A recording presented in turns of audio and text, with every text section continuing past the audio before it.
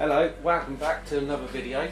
Today we are going to be looking at the Dove's Farm white bread flour.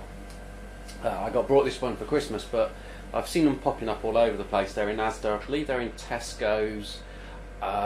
There's also a few people who are flogging them on eBay as well. So yeah, as I said, I got brought this one for Christmas. It says it bakes a lovely life, free from gluten, and on the back it gives you the recipe for making a loaf. So what we're going to do is we're going to do the loaf that goes into the oven, as opposed to the other one they've got down there, which is for the bread machine. Although we do have a bread machine, not a lot of people do, so we're going for the one for the oven. So it's got flour blend, rice, tapioca and potato in there, so that's what goes into making the bread.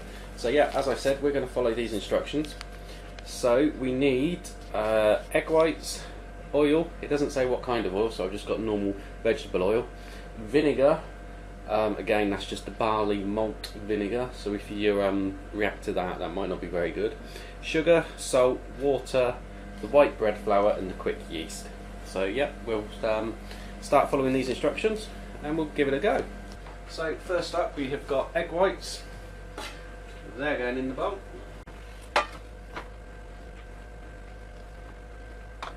Half the oil, now it says 6 tablespoons of oil, so that's going to be 3 tablespoons. 1 teaspoon of vinegar.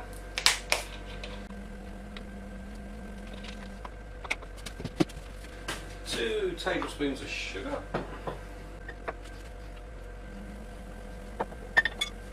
1 teaspoon of salt. And 400 millilitres of water.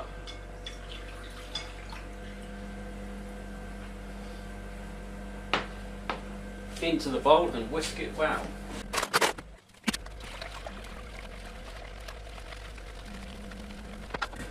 Okay, I think that's been whisked up well enough there. You can see how the egg yolks, not the egg yolks, the egg whites are having the effect on the bubbles there. Right, next up we need to weigh out the flour.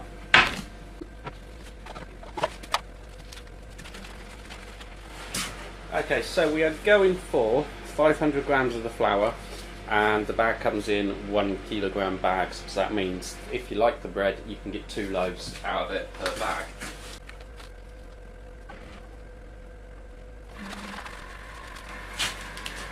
Okay, now it says to add the flour and the yeast, so it says you need 2 teaspoons of yeast, but what I do is I've got these ones from Tesco's. I've had them for ages, I keep using them for different bits and pieces. So all I'm going to do is I'm going to add 1 whole pack of these, because there ain't no point in having half a pack hanging around. They're approximately 7 grams, and we'll see how much that makes it rise. This could be interesting.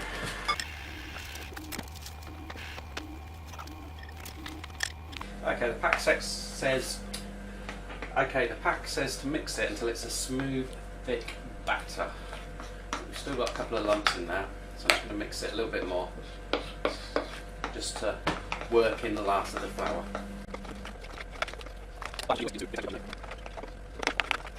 Okay, that's just about there now. That is a smooth, thick paste. So next up, pour the remaining oil over the dough and turn with a spoon, bringing together with a soft dough mass. So we've already used 3 tablespoons of oil, sorry. So we're going to use the other 3 tablespoons and pour it over the top.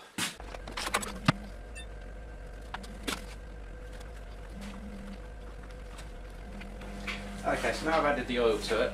You can see how it's starting to come together as a big lump of dough. As we're turning it, keeping that oil on the outside, and that's just basically holding it together.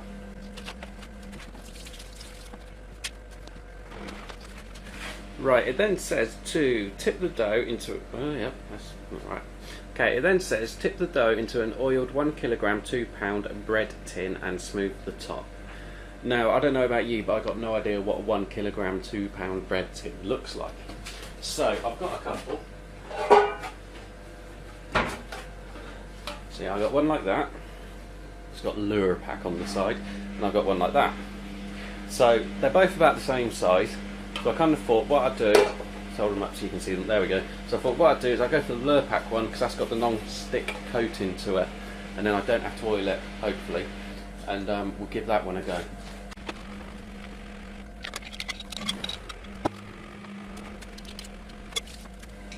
Okay, so once we're in the tin, we're looking something like that. Excuse the washing machine, it's just kicking in. Won't be for long, we're just about to end for this little segment anyway, because it says to loosely cover with oiled cling film and leave until the dough has risen to the top of the tin. Well, it hasn't got very far to rise, so we're going to cover it up, we're going to leave it, and we'll come back to it in about half an hour or so.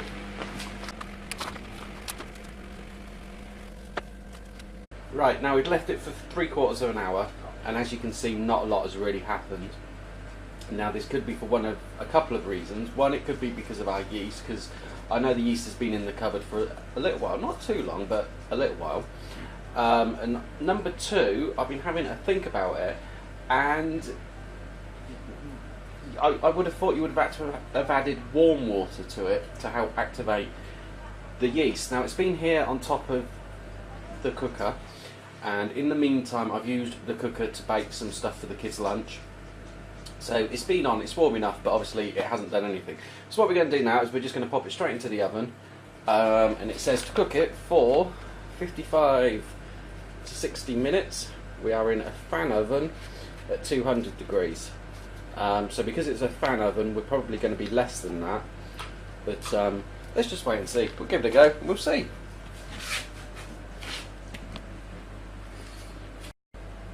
Okay, we're back again. We've given it 3/4 of an hour or so. So let's grab it out of the oven and let's have a look.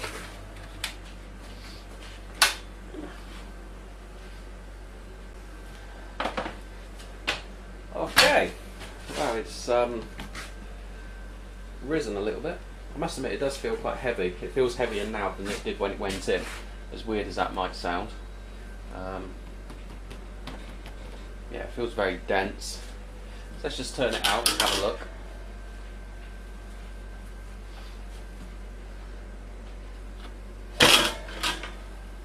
Oh blimey. Well, you saw how that just came out then. Yeah, sound nice and hollow. It's hot, feels very dense, hasn't risen very much. Yeah. Give it some time just to cool off, and then we'll slice it open, have a look inside. But I think that before we end this video I might have to make another one and just do it slightly differently and see if I can get it to come out any differently. Right, we've left it to cool down now for nearly 3/4 of an hour, so it's easy to handle. I don't know if you have to hear that. It still feels quite dense, but I expect that's because the yeast really didn't rise. So let's slice it open and take a look.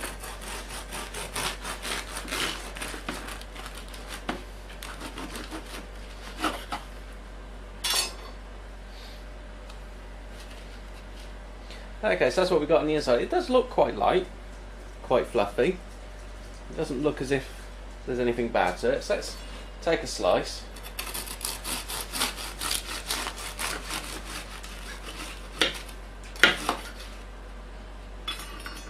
See, that still feels quite heavy. That feels like a piece of cake, like a piece of fruit cake. If you had, that's maybe what, 10 mil across? If you had a piece of real proper Christmas cake like that, it's that kind of weight to it. But it holds together quite well. You can see it's all in there quite well. So I'll have a taste and just have a look, see what it tastes like.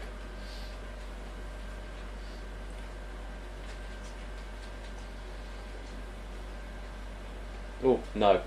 No, don't like that at all. It's like a cross between a really, really dense crumpet and an undercooked maybe dumpling or something.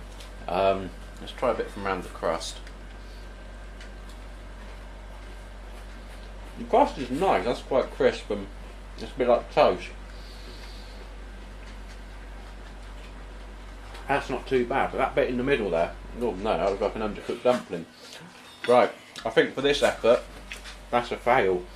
We'll give it another go with the rest of the bag there, and we'll see if we can get it done any differently. I'll get some other yeast, and I'll try using warm water next time, and we'll have a look and see. If I'm able to do it before I put this video online, then I'll edit it into the end and you can see it, but if not, it'll be another video. Alright, until the next one, cheers for watching.